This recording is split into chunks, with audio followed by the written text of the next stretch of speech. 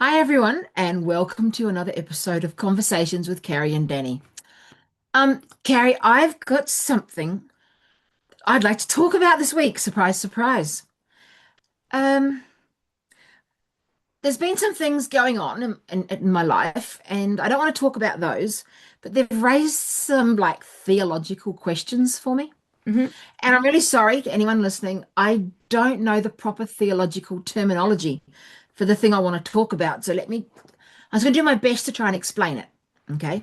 So to me, this is probably not the right terms, but to me, it feels a bit like Christian fatalism. And that if you Google that, you might get something totally different to what I'm thinking. What I'm thinking is, oh man, it's a big, messy subject in my head. Um, I'm thinking, where do you draw the line? I feel like I grew up. Okay, I'll start with, I feel like I grew up with rules. Hmm. Okay. I feel like growing up in the church, there were rules. And so the rules change depending on what it is. So the rules are sort of like, okay, the Bible verse, God, vengeance is mine, says the Lord. So that verse was always taught to me and preached as in, you should never do anything to stay, you need to just accept everything. It's like a fatalistic view. God will sort everything out. Hmm. You just You just take everything as it comes. You pray about it and do nothing. It doesn't matter if it doesn't matter if people slaughter your character or anything else like that. Sorry, I didn't put my phone on silent. Oh, I can't even find the silent button. Can't even find the silent button.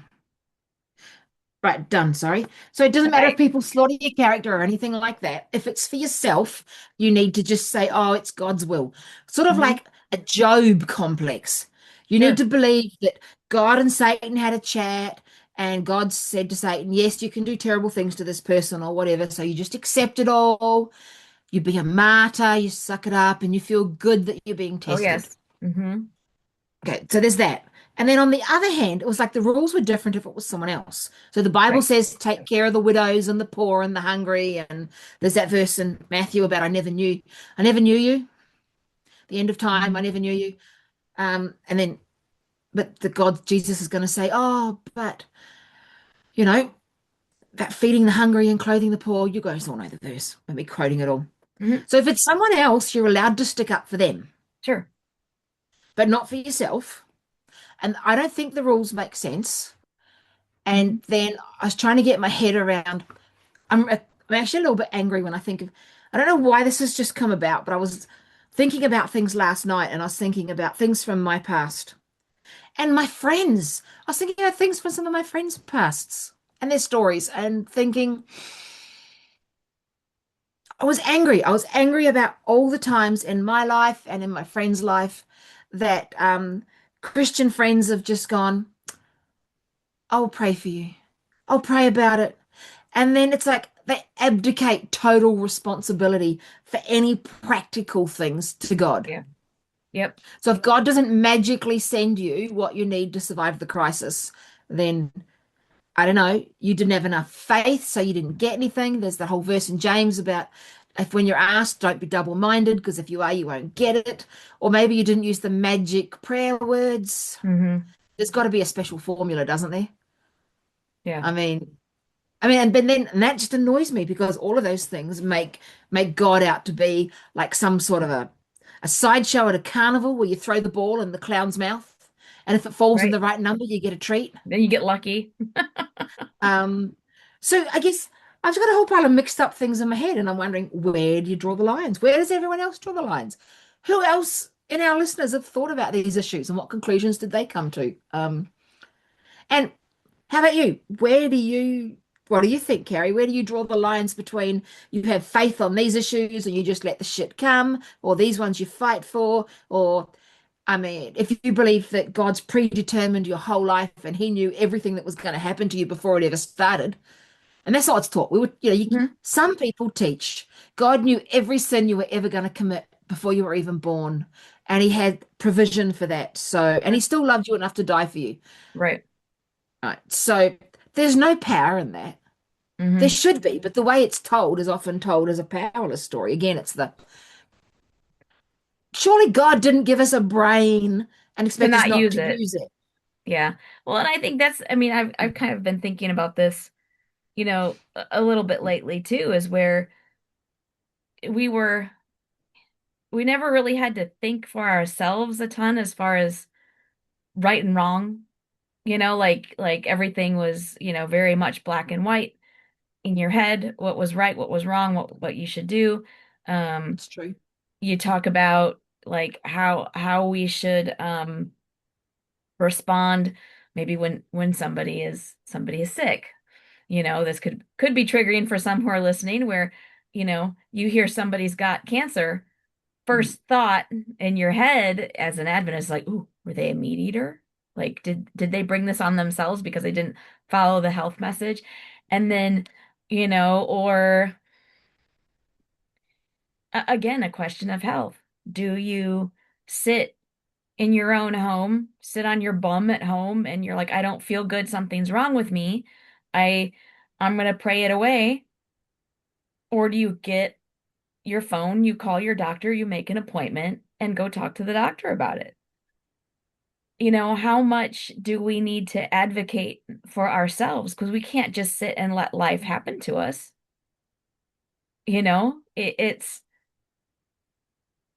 It's really a complex, not just a one or two situation that we come across. Do we When we see injustice that's happening to ourselves or happening to others, what's our responsibility? And then why and how is that different to injustices that happen to you or ourselves? Why is there two sets of rules? Right. You act this way for injustice for others, but if you do the same thing when it's an injustice to yourself, well, that's a sin because you didn't have enough faith to just trust that Hmm. God would fix the matter and magically open the eyes of whoever else is involved, so they would see the truth that they don't know exists. Yeah. I that's a tough one. And I think um we can all be guilty of that, as to where, well, if it's happening to me, it's no big deal. But if you see be somebody else being treated the same way that you are, you're going to get mad and try to do something about it. But if it's yourself, you're just like, well, it's okay. Just be a martyr, you know? I don't know. It's a tough thing. And I think we need to flex our muscles as far as our I'm a people pleaser by nature. I'm sure you've picked up on that. And trying Yeah. to get to where, I got to flex my own presence and my own opinions and stuff, because whether it's how my innate personality, how I was raised, being the fact that I was pastor's wife for so many years, you're trying to be meek and peacemaking, but yet what good is that doing to yourself, really? Beating yourself down and becoming somebody that you're not actually. I don't know. I just it's just a giant topic, and I'm not sure there's any easy answers. I mean, I've been given easy answers. Just pray about it and do whatever God says. That was a fairly easy answer I've heard in the past over the whole It's a course cop of my out. life. Um, Yeah, it takes, I think, a tremendous amount of wisdom to figure out what's the time to sit back and let things happen, or fight yeah, I mean, you say hope and pray for the best, but you got to fight too sometimes. You can't just sit and let life happen to you or happen to other people stuff as well. And and especially if it comes to, what people may be saying or doing, and you're like, do I confront, or do I just leave it alone? it's hard sometimes. I mean, leaving it alone's always that, it's I mean, it's not actually always the easiest answer. No, it's a lot of times it's the easiest in the moment, but it's not the easiest long term. But Well, I Jesus was didn't thinking, leave injustice. I mean, like, he went in, flipped the tables.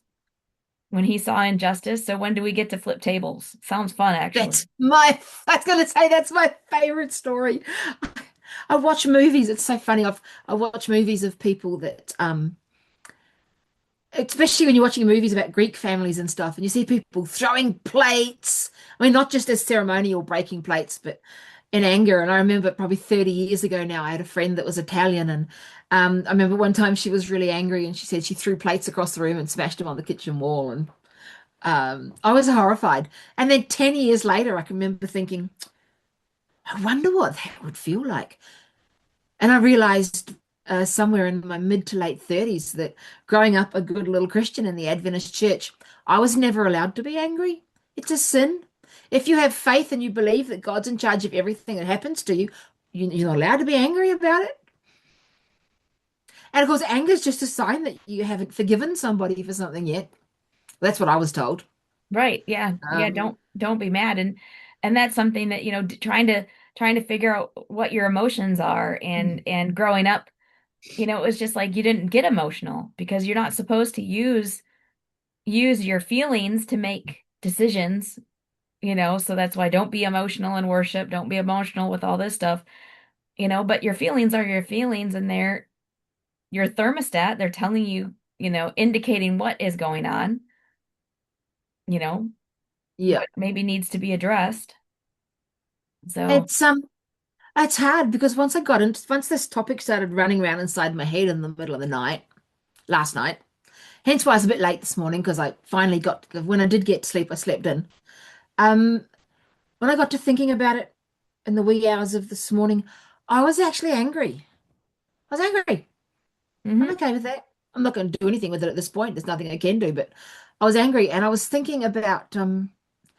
thinking about parts of my childhood. And I don't know, I think there's a lot of people that have actually lived through similar to what I'm going to say, but they just don't realize they've lived through it. I was thinking about parts of my childhood and thinking about a lot of the years that I did spend feeling powerless to bring about change in the world. And so when I went and studied to be a counselor, and before that, I had therapy of my own um, and stuff. Oh, what am I trying to say? Trying to put it in a way that's really simple. I realized that there were times in my life, and I mean, I'm not angry with them because I grew up a good little Adventist, so obviously I've forgiven them. hmm But there were a lot of times in my life, even as a child, where things happened that should never have happened. Um, and I'm just talking, basic, simple things, even here. There were thunderstorms and lightning and things that were scary for kids. And these days, my friends that are younger that have children, if the kids are scared in a storm, well, they'll put them in bed with mum and dad, or they'll do something to teach the kid about comfort and safety hmm and things. So my current friends that have still have young children, this is what they do. hmm Well, I remember, I don't know about you if you're old enough, but I grew up in the days of uh your parents say a prayer with you and then walk out and close the door and leave you in the scary room. It's God's job to fix it. Or they pin a picture of God or an angel over your bed and you're left with it. And to this day, I still am scared of thunder and lightning storms. My brother's little girl, she's, I think, 14 or 15 now. Thunderstorms come through and she's like out on the front step. And she's like, look at all this exciting stuff. And I really envy her. I really envy that. And this is just, the thunderstorm's just an example of a hmm whole myriad of things and of a bigger issue. Oh, But I went into I my envy parents' it. bed. I went into their bed and my parents would let me stay until the storm was over and then dad would kick me out. Go to your own No, room. I have vivid memories of being probably 5 years old. Um, no, I can't have been any older than five because I remember the house we were living in and where it was in Tasmania. So hmm five's the oldest I could have been. And live at this, I remember it was quite a large room and it was sort of empty apart from my bed and it was a wooden house and there was a thunderstorm and it was terrifying. And there was no fence at the back of the house. Okay, we're on a farm, hmm renting a renting a house on a farm. No fence across the back of the house. This is important because the memory that terrifies me. You think of being in the middle of the night and there's a lightning and thunderstorm. The lightning lights up, and there in the window, because there's no fence, is a cow looking at me. To this day, it's like vivid as vivid. There's this killer cow. I mean, obviously, it's not a killer cow. I became a dairy farmer later on, and I love cows. But I mean, when you're 4 or 5, and there's a thunderstorm, and there's lightning, and all of a sudden it's black, and then there's a cow. It's terrifying for a kid. I can see how that would be absolutely terrifying, but that is hilarious. Oh, yeah, I can laugh about it now as You an can hell, adult, you and can I laugh hope now, everyone but I has a good mean, laugh. I would that would have absolutely scarred me for life if that would have happened when I was 4 or 5. Like, I mean, I was terrified. We lived in a old farmhouse. Our bedrooms were on the second floor, and we were on one of the highest points in the area, up on top of a hill. And Yeah. so we would get a lot of thunder and lightning storms in the summertime in Michigan, where I grew up. And it was like right there and so loud. And so yeah, I would crawl in bed with my parents, and my brother would sleep right through the storms. He never woke up, wasn't aware that they were happening, crawled in bed with mom and dad, and when the storm was over, dad would kick me out. I do remember there was one night I managed to be more stubborn than him, and I woke up in the morning and I was still in their bed. I was probably about 6 or 7 because I know which house we were in. So yeah. But I mean, to comfort your kids, and I think and I hear stories of, and my upbringing in Adventism was, I mean, I think a net positive. There was some negative aspects that I could see that could have, but my upbringing and my parents were very, I mean, I think a pretty well balanced Adventist, and I had my childhood was net positive, and I think it's because of some of those things that, you know, I hear from your background, which comes from the very conservative, um, obsessive type Adventism. Yeah. To be fair, we didn't And always live in that. We were sort of in and out of that. Sometimes it was normal, sometimes it sure, wasn't. And I yeah. still have wonderful memories of Pathfinder camps and Oh yeah. kayaking trips and building ropes over rushing rapids, rope bridges, and then climbing over them, and all sorts of adventurous things that kids these days only get to watch on telly generally. Hmm. Um, but I'm aware that there were a lot of times. And I think it still happens. When I read stuff on the internet and I hear people's stories and maybe with some of the stuff that I've seen posted about I don't know what they're called now, the conservative Christian nationalist, whatever it is, thingies in the States that are going crazy at the moment and that. Oh yeah. Um, and I read some of their things and I just think it's bordering on the same a lot of the time. It's bordering on the same. That the The whole fundamentalists, yeah. it it's not overtly said, but to me, when I read it, some of the stuff and I look behind it, I think it's the same as some of the stuff that I saw growing up, and I didn't Hmm. recognize it as such until I was no longer a child. Yeah. Whereby, and I think in the more conservative parts of Adventism and the parts that follow Ellen White really closely, and a lot of what she had to say about, children are born sinful and you got to train the sin out of them and grow them up to be good little kids and all that stuff. It just breeds an atmosphere of disconnection, emotional Mhm. disconnection. And when you put that alongside of that whole, what I call a fatalistic Christian view of things, there's just so much space for, you know what? Let's just pray about it. God's in control of everything, and I don't have to worry about it. I don't have to do anything. I don't have to expend any emotional energy caring for that little person over that issue or anything because God's bigger than me. Mm. And there's just so much. I just see such a big space and room for and have, for abdicating the responsibility of care. Hmm. That's my only It's one big long word. Yeah, it's I would just had a conversation Monday night I went out to dinner with some of my gals from church. I'd done a women's retreat and I was serving several weeks ago, and they were on the same serving team. And so we meet monthly, however many of us can get together, and there was only four of us. And we got a new subscriber to this channel because of that. Like, you have a YouTube channel? So we're up to 40 now, people. 40. Um, but we were just chatting a little bit, and I just said, the sermon that our pastor preached this last Sunday, he did say, God doesn't make junk. Okay, I get that. God doesn't make junk. Okay, we're all. But then, if you believe that everybody is born sinful, okay, what does that say about that? Um, and then you look at even just a little baby, and you're like, okay, this little baby is already a sinner. Like, it doesn't make sense to me. Like, you can't say that God doesn't make junk, but then then turn around and say that we're all born sinners and need redeeming. And I do believe we do need redeeming. I'm a Christian. I still believe that. But then that's one of those things where you try just keep thinking in circles. If you say Yeah, God doesn't make junk, but then people who are born with a disability or born with deformities or mental illness or all these things that they're born with, depending on, what you believe about the LGBTQ community and all this other stuff, but God doesn't make junk. So you're supposed to feel good about yourself because God doesn't make junk. But then you need to fix all of these things that you were born with, potentially. yeah, So it's just crazy. I mean, it's another one of those kind of crazy making things, yeah. and that's not And just just Adventism.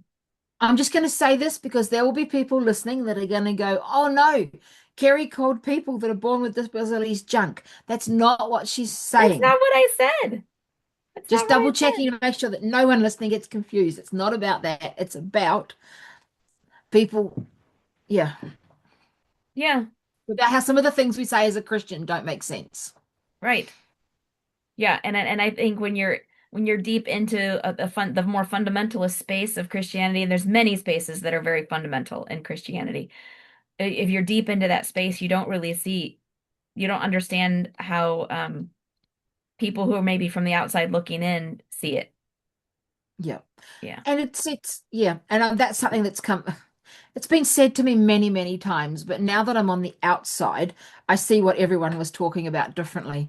And that's the whole echo chamber thing. When you live in a community of people that all believe the same as you, everything you say becomes an echo chamber that gets sent back to you. So you never actually are exposed, really. You might hear or see the odd thing that's different, but it never ever gets in because you live in an echo chamber community Hmm. where it's so much the sameness. Well, and I have that conversation pretty often with people. It's like if you don't sit down and talk to people who if the only people you interact with are the same people in your community who look like you, speak like you, worship like you, live like you do, you're never going to grow or learn or understand. How can you reach people that you don't make any effort to get to know, Yeah. you know? That was that was one of the huge turning points in my understanding of God was when I went and I was running group therapy at the men's prison and I was working inside a program that addictions program and it was all about the AA. We taught the AA 12 steps. So it was a very, very spiritual based program, but with a quite a different picture of God to the one that I'd grown up with. And Hmm. that was a huge turning point for me. Hmm. To rock up to church every week with the stories from the men in prison in my head and realize that the God I was meeting in church every week just wasn't relevant in the real world. It was, yeah, Hmm. it was, oh, And I think Christianity as a whole struggles to stay relevant in this day and age, especially in the US right now with so much of the posturing by many of the Christian nationalists and all of that and uniting politics and religion and just and what bothered me, I don't know if you saw this down under, but there was a meeting of religious freedom council or something with the Trump administration. And they were saying about how they didn't believe that the separation of church and state was constitutional to a certain extent. Okay. Ben Carson, renowned Adventist neurosurgeon, Hmm. gifted hands, blah, blah, blah, sitting Yeah, right I know he next is. to the person and agreeing that religion through politics can help make a better world. I mean, dude, are you still member in good standing at your Adventist church? Because I'm pretty sure, I've been out for a minute, so I don't think they've changed that. But I like, no. No, the Adventist church I grew up in taught really clearly that the minute state and religion and politics combine again, God's coming back. That's right, but I'm pretty sure um who the Antichrist is has changed in my oh, that's gonna make a lot of people mad, but Oh, yeah, don't go there yet. Maybe you can do a whole show on what you believe about that now. oh no. I don't need people coming at me with pitchforks right now. I do live in a very red state, if you know what I mean. Hey, you know what? I mean, that's exactly what we've been talking about. Fatalism. If people start coming at you with pitchforks, then must be that, like Job. Yeah, they're coming at me, but it's yeah, I mean this whole conversation it's a conversation. I don't think we're coming to a super good conclusion of it, but I think we have learned though that we can't sit back and watch injustice, whether it's being done to ourselves or to other people. I think we're called to be warriors for justice and whatever that looks like. I mean, it might look different for everybody, and just can't sit back and but then we also need to set healthy boundaries for ourselves. Yeah. I on the subject of sticking up for yourself, I'll never forget. It was about, I don't know, it'd be a good 20 years ago now, having a discussion with my sweetheart. I was calling him that because he doesn't want to be talked about or named on our YouTube channel. But I was having a discussion with him, and it was back when we were just friends. Well, just friends. And I can remember him saying, I was annoyed about something. Someone was spreading lies about me, and he's like, what are you trying to defend yourself against, Danielle? And I'm like, I don't know. He's like, what are you trying to defend yourself against? I don't know. What are you trying to defend yourself against? And I'm like, I don't know. And he kept saying the same question. He's like, what are you trying to defend yourself against? And I'm like, well, the lies they believe. If they just knew the truth.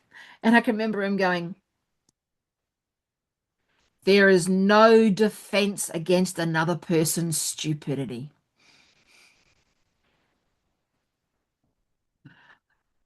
And I was like, I'm so wise. Yes. Well, and I think that comes back to, as well how we were raised because, I talk to people, at work or and they're like, and they legit don't care what other people think. I'm like, show me your ways.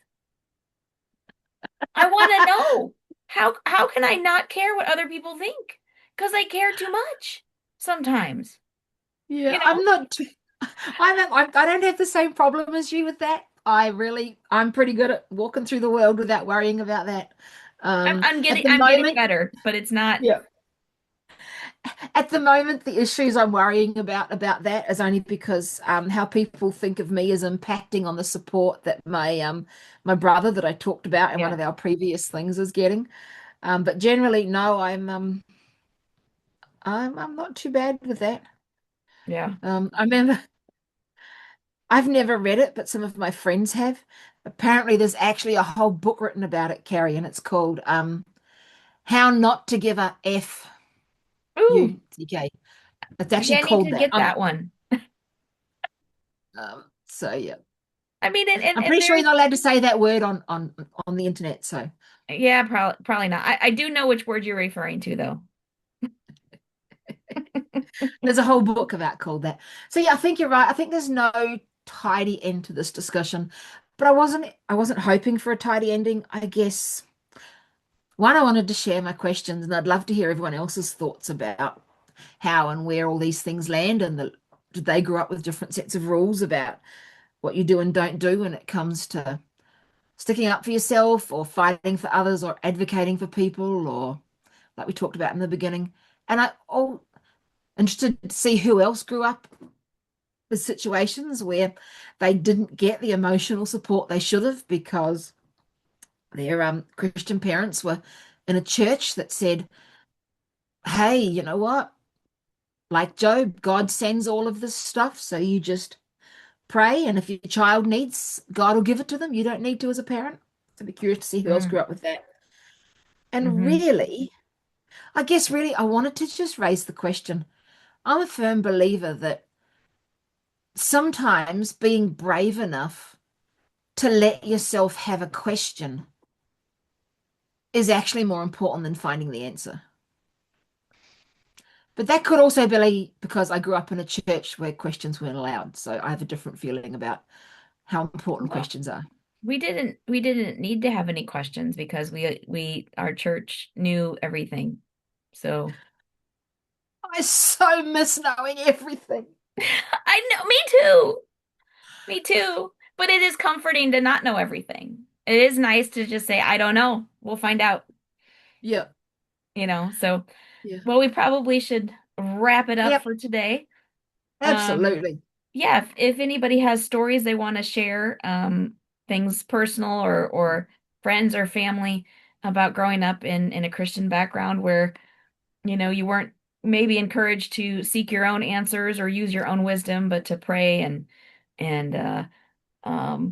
just let things happen, pray for healing or whatever. It's not a neat and tidy discussion, this one, but I think getting the wheels turning and thinking, and we'll see you all next time. Please like and subscribe and comment.